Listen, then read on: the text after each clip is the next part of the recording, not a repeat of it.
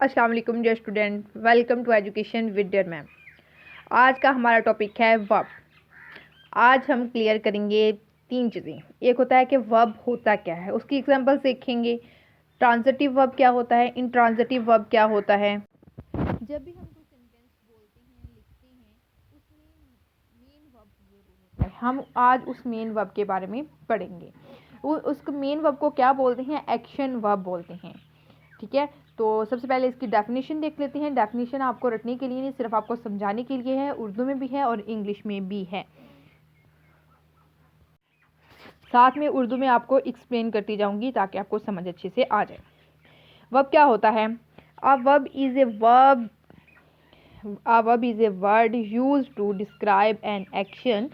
एक वर्ब होता है जो इस्तेमाल होता है क्या करने के लिए? डिस्क्राइब करने के लिए एक एक्शन। एक्शन क्या होता है? मतलब आप इस टाइम पढ़ रही हैं तो आप कोई एक्शन परफॉर्म कर रही हैं, आप मोबाइल को हिला रही हैं, आप बटन प्रेस कर रही हैं, आप एक्शन परफॉर्म कर रहे हैं।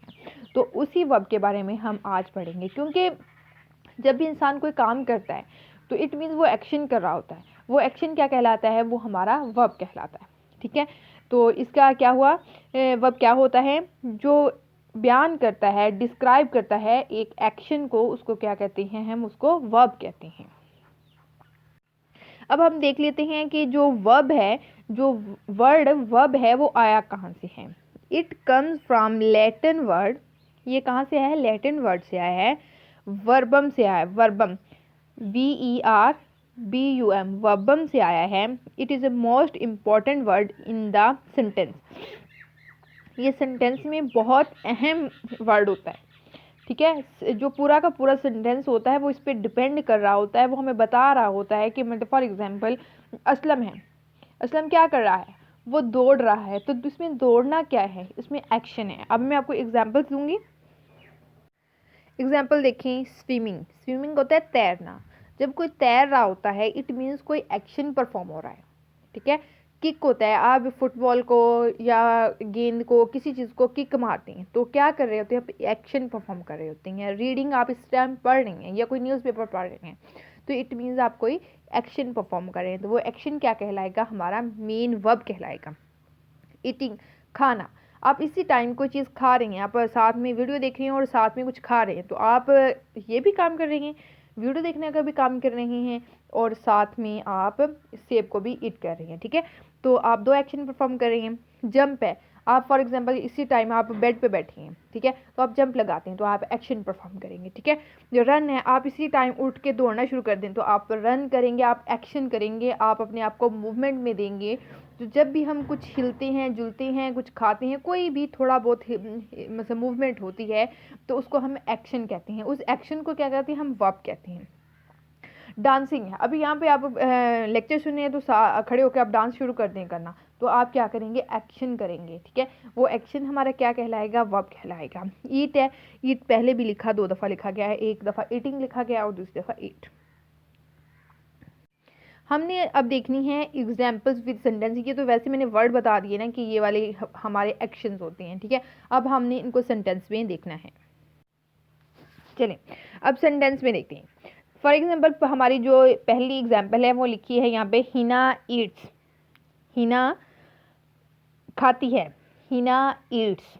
हिना यहाँ पर सिंगुलर है। ये किस टेंस का जुमला है? ये हमारा सिंपल प्रेजेंट का है। अभी हमने टेंसेस नहीं किए, लेकिन वैसे बता रही हूँ ये सिंपल प्रेजेंट का है। ठीक है, क्योंकि इसमें ईट के साथ एस लगा है। एस क्यों लगा है? क्योंकि हिना सिंगुलर है, हिना ईट्स। इसमें हिना क्या कर रही है? हिना खा रही है। इट मीन्स ये इसमें जो ईट्स है वो हमारा मेन वर्ब है, एक्शन वर्ब। नेक्स्ट है, ही एक्सेप्टेड माई अपॉलोजी। उसने मेरी माफ़ी को एक्सेप्ट कर लिया। एक्सेप्टेड, वो काम हो गया परफॉर्म। तो इसमें काम क्या हो रहा है? मेन एक्शन क्या परफॉर्म हो रहा है? कबूल करने का, एक्सेप्ट करने का। तो एक्सेप्टेड हमारा हो गया एक्शन वर्ब। नेक्स्ट है हमारा तीसरी एग्जाम्पल है, वो ईट हेल्थी फूड। हम जो है वो हेल्थी फूड खाते हैं। इसमें मेन वर्ब क्या है? क्या एक्शन परफॉर्म हो रहा है? ठीक है, क्या खाते हैं हम? हेल्दी फूड खाते हैं। ठीक है, ईट हमारा क्या हो गया? मेन वर्ब हो गया। Don't jump on the couch. Couch पर जंप मत लगाओ। ठीक है। तो इसमें हम किसी चीज़ से मना कर रहे हैं, किस चीज़ से मना कर रहे हैं, जंप लगाने से, तो इसमें मेन वर्ब कौन सा हो गया, जंप। नेक्स्ट हमारी एग्जाम्पल है वी लिव इन FST, हम फैसलाबाद में रहते हैं, ठीक है। अब देखिए लीव है, रहने का काम कहाँ पे हो रहा है, वो हो रहा है फैसलाबाद में, ठीक है। तो लीव हमारा क्या हो गया, मेन वर्ब हो गया, ठीक है। नेक्स्ट एग्जाम्पल है please lend me your spoon, इसमें क्या उधार मांगा जा रहा है, इसमें क्या एक्शन परफॉर्म हो रहा है, उधार मांगने का एक्शन परफॉर्म हो रहा है, तो इसमें लेंड हमारा वर्ब हो जाएगा, ठीक है। The bus arrived on time, जो बस है वो वक्त पर पहुंच गई। अब देखो यहाँ पे आपने देखी द बस, कोई एक्शन है नहीं है, ये तो हमारा सब्जेक्ट है। अराइव्ड पहुंचना, ठीक है, तो अराइव्ड है तो अराइव्ड पहुंचना एक एक्शन है, तो इट मीन्स ये हमारा मेन वर्ब है। ऑन टाइम वक्त पर, ये हमारा ऑब्जेक्ट है। तो यहाँ तक हमने पढ़ा कि वर्ब क्या होता है, ठीक है। वर्ब एक एक्शन होता है जो हमें बताता है कि जो हमारा सब्जेक्ट है वो क्या काम कर रहा है, ठीक है। अब देखो, अब ना जो एक्शन वर्ब होता है उसको दो टाइप्स में डिवाइड किया जाता है, एक होता है ट्रांजिटिव वर्ब और एक होता है इंट्रांजिटिव वर्ब। अब मैं आपको इसको नहीं आपने समझना, पहले देखना है कि ट्रांजिटिव और इंट्रांजिटिव क्या होता है, मैं आपको वैसे बताती हूँ। आपने अक्सर ये बात नोट की होती है कि कुछ वर्ब के साथ पहले वर्ब होता है, पहले सब्जेक्ट होता है, वर्ब होता है, जुमला ख़त्म हो जाता है, तो हमें बात भी समझ में आ जाती है। कुछ ऐसी सेंटेंस होती हैं जिसमें सब्जेक्ट होता है, वर्ब होता है, उसके बाद ऑब्जेक्ट होता है। अगर ऑब्जेक्ट हो तो हमें बात समझ आ जाती है, अगर ऑब्जेक्ट ना हो तो हमें बात समझ नहीं आती, हमारे पल्ले में कुछ पड़ता नहीं है। तो इसी लिहाज से इसको ट्रांजिटिव और इंट्रांजिटिव कहा जाता है। सिंपल वे में आपको बताऊं कि ट्रांजिटिव वर्ब वो होता है जिसके बाद ऑब्जेक्ट लगा होता है, ऑब्जेक्ट की ज़रूरत होती है, और इंट्रांजिटिव वर्ब वो होता है जिसके बाद वर्ब की ज़रूरत नहीं होती। बाकी हम डेफिनेशन के साथ क्लियर कर लेते हैं एग्जाम्पल के साथ। ट्रांजिटिव वर्ब, पहले तो हमने ये देखा है कि इसकी कौन सी दो टाइप होती हैं, इसकी ये वाली दो टाइप होती हैं, एक ट्रांजिटिव वर्ब होगी और एक इंट्रांजिटिव वर्ब होगी। अब हमने पढ़ना है ट्रांजिटिव वर्ब को। Transitive verb are verb which need an object to complete their sense।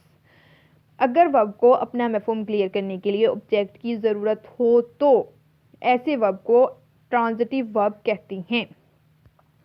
ज़रूरत हो तो, नीड एन ऑब्जेक्ट, इसमें क्या होते हैं, वर्ब को अपना मफहूम क्लियर करने के लिए ऑब्जेक्ट की ज़रूरत होती है। ये चीज़ आपको एग्जाम्पल के साथ ज़ाहिर कर देती हूँ। वो ईट राइस, हम खाते हैं। अगर मैं फॉर एग्जांपल यहाँ पे राइस ना लगाऊं, इसको मैंने यहाँ पे कर दिया रिमूव, वो ईट हम खाते हैं, यार क्या खाते हैं, हमें कोई बात सही से समझ रही है, हम खाते हैं, हम आम खाते हैं, एप्पल खाते हैं, खाना खाते हैं, क्या खाते हैं, तो साथ में अगर राइस लगाए तो हमें समझ आ गई कि हम क्या खाते हैं, राइस खाते हैं। तो इट मीन्स ईट के बाद क्या लगाया, ऑब्जेक्ट लगाया, ऑब्जेक्ट लगाया, तो इट मीन्स ये कौन सा होगा, ट्रांजिटिव वर्ब हो गया। ही लाइक्स, वो पसंद करती है। अगर मैं इतनी बात करूं तो मुझे वो कुछ भी पसंद कर सकती है, तो इम्बिग्विटी आ जाती है सेंटेंस में।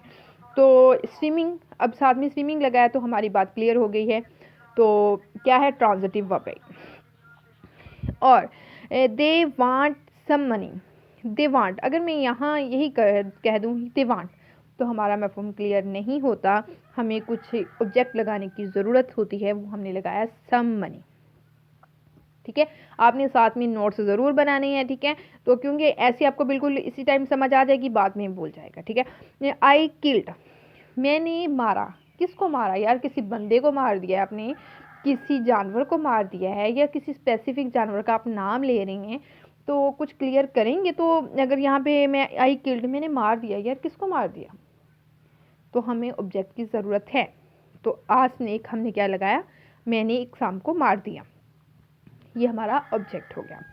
शी सिंग अ सॉन्ग, वो गाती है, क्या गाती है यार, गाना गाती है यार, आ सॉन्ग, तो ये क्या है, शी सिंग आ सॉन्ग, तो ये हमारा ऑब्जेक्ट हो गया। तो जिन वर्ब के बाद ऑब्जेक्ट की ज़रूरत होती है उसको कहते हैं ट्रांजिटिव वर्ब।